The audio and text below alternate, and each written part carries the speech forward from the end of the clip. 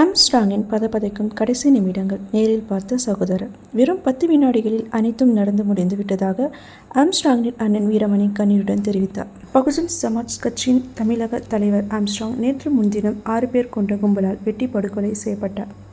அப்போது அவரை காப்பாற்ற முயன்ற அவரது அண்ணன் வீரமணி மற்றும் பாலாஜி என்பவர் கடுமையாக தாக்கப்பட்டனர். இந்நிலையில் ஆம்ஸ்ட்ராங் கொலை செய்யப்பட்டது எப்படி, என்ன நடந்தது என்பது குறித்து அவரது அண்ணன் வீரமணி பல்வேறு அதிர்ச்சி தகவலை கூறியுள்ளார். ஆம்ஸ்ட்ராங் வீட்டு வேலை நடக்கும் இடத்தில் பாலாஜியிடம் நின்று பேசிக் கொண்டிருந்தார். அப்போது ஆம்ஸ்ட்ராங் அருகில் இருந்த பாலாஜியிடம் உணவு டெலிவரி வந்துள்ளதாக அந்த கும்பலை சேர்ந்தவர்கள் கூறினர். என்ன ஆர்டர் என்று வந்தவர்களிடம் பேசிய போது பாலாஜி அருகில் இருந்த பள்ளத்தில் அவர்கள் தள்ளியுள்ளனர். பாலாஜியை பள்ளத்தில் தள்ளிவிட்டு ஆம்ஸ்ட்ராங்கை அந்த கும்பல் சரமாரியாக வெட்டி கொன்றது. ஆம்ஸ்ட்ராங்கை வெட்டுகிறார்கள் என்று கூறியபடி அங்கிருந்தவர்கள் ஓடினார்கள். அதனை கேட்டு தம்பியை காப்பாற்றுவதற்காக நானும் ஓடினேன். அப்போது அந்த கும்பல் என்னையும் வெட்டியது. என்னை முதுகிலும் தலையிலும் வெட்டினார்கள். வெட்டுக்காயத்துடன் ஆம்ஸ்ட்ராங்கை காப்பாற்றுவதற்காக சென்று பார்த்தேன். நான் பார்த்தபோது ஆம்ஸ்ட்ராங் இரத்த வெள்ளத்தில் கிடந்தார். அடுத்த சில நிமிடங்களில் அவர் மயக்கம் அடைந்தார். வீட்டில் கட்டுமான பணி நடைபெற்றதால் அந்த சத்தம் என்று முதலில் நினைத்து விட்டேன். இவ்வாறு ஆம்ஸ்ட்ராங்கின் அண்ணன் வீரமணி தெரிவித்துள்ளார். அன்றைக்கி வந்து ஒரு 7 மணி இருக்கும். கோவிலில் இருக்கும்போது திடீர்னு ஒரே சத்தமாக இருந்தது. என்னடா சத்தம், இந்த கன்ஸ்ட்ரக்ஷன் ஒர்க் பண்ணியிருக்காங்க. அந்த இடத்துல அந்த மிஷின் கல்ற சத்தம் போடுறதுன்னு நினச்சிருந்தேன். எல்லாம் ஒடியாவது பார்த்துட்டு என்னன்னு கேட்கும்போது இந்த மாதிரி ஆம்ஸ்ட்ராங் வந்து வெட்டாங்கன்னு சத்தம் போட்டு ஓடுறாங்க. அந்த நேரத்தில் நான் கேட்ட உடனே ஓடுனேன் அந்த இடத்துல ஸ்பாட்டுக்கு. அந்த ஸ்பாட்டுக்கு போகும்போது எதிர்க்க எல்லாம் கத்தி வச்சுன்னு 2-3 பேர் ஓடியாங்க எதிர்க்கும். ஒருத்தர் வந்து வெட்டினாப்ல, நான் மிஸ் பண்ணிட்டேன். இதை தவாஞ்சிட்டேன். இன்னொருத்தர் வந்து தவாஞ்சி 2 இன்னொருத்தர் வெட்டினது என்ன. நான் அப்படி குனிஞ்சிட்டு ஓடும்போது வேதி கட்டிட்டு இருக்கும்போது தடுக்கி விழுந்து பாருங்க. என்ன வந்து 3வது நம்பர் ஆகும்போது அவர் என் தலையில் கட்டிட்டு கீழே விழுந்து முதுகில் ஒருத்தர் வெட்டு போட்டார். அந்த கூட பொருட்படுத்தாமல் நான் ஓடி போய் தம்பியை காப்பாற்றணும், ஓடி போய் இது பண்ணுறேன். எழுதுப்பா என்ன பண்ண ஒரே ரத்த வெள்ளத்தில் இருக்காரு. அதுக்கப்புறம் எனக்கு அடிப்பட்டதுனால இந்த ரத்த வெள்ளத்தில் என்ன வேலை ஆகிப்போச்சு, என்னன்னு தெரியல எனக்கு. அப்படியே வந்து அப்படியே மயக்கமான நிலையில் ஏற்பட்டதுனால எங்கள் மிஸ்ஸஸ் சொன்னாங்க. வந்துட்டு உடனே துணி கொடுத்து அப்படி அந்த தலையில் அழுத்திட்டு ஹாஸ்பிட்டல் அழைச்சிட்டு போயிட்டாங்க. உடனே அந்த மூச்சு விட்டு சத்தம் கேட்டது. அவ்வளோதான். அதோட நான் ஓடும்போது அவரை பார்க்கும்போது ஓடும்போது நான் சத்தம் போட்டு ஓடிடுறேன்.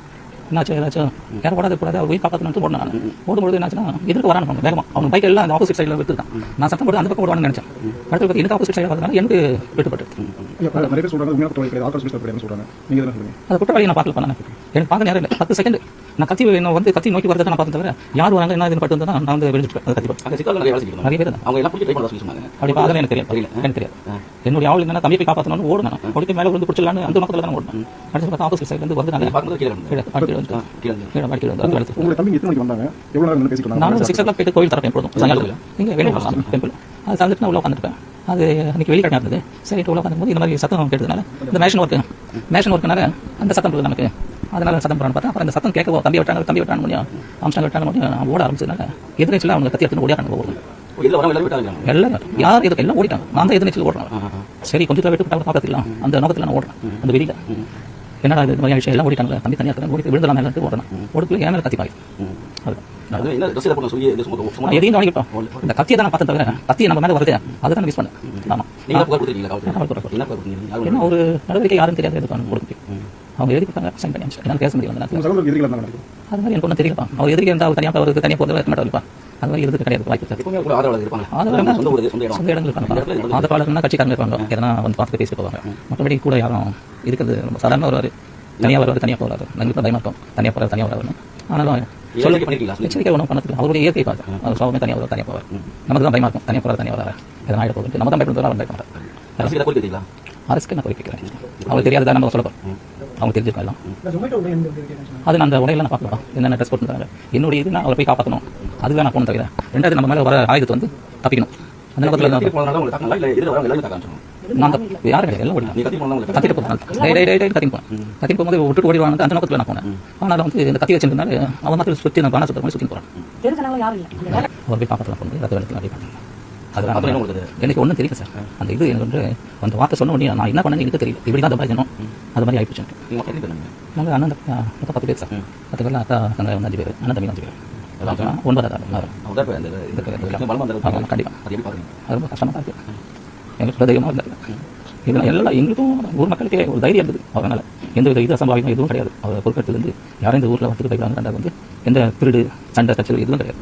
ரொம்ப அமைதியாக இருந்தது. ஒரு தைரியம். நம்ம சொந்தக்காரருக்கு மக்கள் சொந்தக்காரர் இல்லாத வெளியாளுக்கு ரொம்ப ஃப்ரீயாக இருந்தாங்க. அப்போ அண்ணா எப்படி கண்ணு வச்சிருப்பாங்க கையில் அன்றைக்கி அதை பற்றி தெரியலப்பா எனக்கு. ஏதோ எலெக்ஷன் இதில் வந்து அதை சரண்டர் பண்ண சொல்லியிருக்காங்க ಅಂತ சொல்லியிருக்காங்க. அதை சரண்டர் பண்ண வாங்கினாரு எனக்கு அது தெரியல. அண்ணா வந்தாங்கன்னா நான் நேராக போய் அவர் கூட இருப்பேன். நான் தனியாக இருக்கிறாரு கூட இருப்போம். இதுதான் நான் பக்கத்துலேயே இருப்பேன். அவர் போகிற வரது இருந்து தான் நான் வந்துடுவேன். இது பார்க்க நான் கண்டிப்பாக போய் நின்றுடும். ஆனால் தரணும் தனியாக இருக்கக்கூடாது ஒரு நம்பர். அதனால் போயிட்டு பக்கத்துலேயே இருந்து தான் அவர் கிளம்பி போன பிறகு நான் விட்டுக்கணும். அப்படியே வந்தது.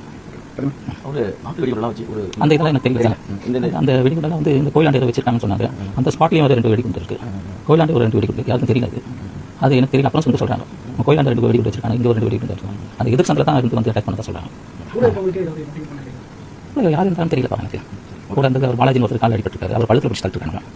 இவர் இருக்கப்போ அந்த டொமேட்டோ வந்து இது டெலிவரி பாய் வந்து நீங்கள் ஏதோ பண்ணுதுன்ட்டு அவங்க சொல்கிறாங்க. ஆர்டர் பண்ணிருக்கீங்க வாங்கிக்கலாம் நிறைய யாரா நீங்கள் கேட்டுருக்காரு. அந்த பேச்சு கொடுத்த நேரத்தில் அது அட்டாக் பண்ணிருக்க மாதிரி பேசுகிறாங்க. மற்றபடி நான் பார்க்கல, ஏதோ பார்க்கல. ஓகே.